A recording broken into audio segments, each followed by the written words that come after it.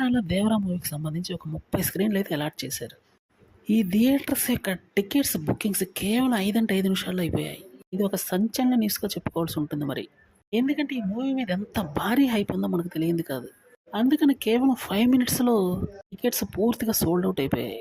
Junior NTR నుంచి cinema వచ్చి 3 years అవుతుంది కాబట్టి కొరటాల శివ మూవీ యొక్క డైరెక్టర్ కాబట్టి మూవీ మీద ఉన్నటువంటి హైప్స్ మామూలుగా లేవు. తిరుగులేనటువంటి బడ్జెట్ ఈ మూవీకి ఉంది. అందుకే ఇంత ట్రెమెండస్‌గా టికెట్స్ అమ్ముడుపోయాయి. తేజ సజ్జా హీరోగా ప్రశాంత్ వర్మ డైరెక్షన్‌లో వచ్చినటువంటి హనుమాన్ మూవీ ఎంత పెద్ద హిట్ అయినా మనకు తెలియంది కాదు. ఈ మూవీ యొక్క ప్రొడ్యూసర్ నిరంజన్ రెడ్డి. ఈ మూవీ పెద్ద హిట్ అయ్యి లాభాలైతే బాగా తెచ్చిపెట్టిందన్న విషయం మనకు తెలిసిందే. అందువల్లే సెకండ్ పార్ట్ కూడా ఆయనే ప్రొడ్యూసర్ అని అనుకున్నారు. భారీ స్థాయిలో నిర్మిస్తున్నాడని అనుకున్నారు. అయితే ఇప్పుడు ఈ మూవీని మైత్రి మూవీ మేకర్స్ అన్నటువంటి బడా సంస్థ టేక్ ఓవర్ చేసినట్టయితే తెలుస్తుంది. ఇందులో ఎంత నిజం ఉందో తెలియదు కానీ రీసెంట్గా వచ్చినటువంటి రూమర్ అది. ఇదే కానీ జరిగితే తిరుగులేని బ్లాక్ బస్టర్ అనే చెప్పుకోవాల్సి ఉంటుంది మరి.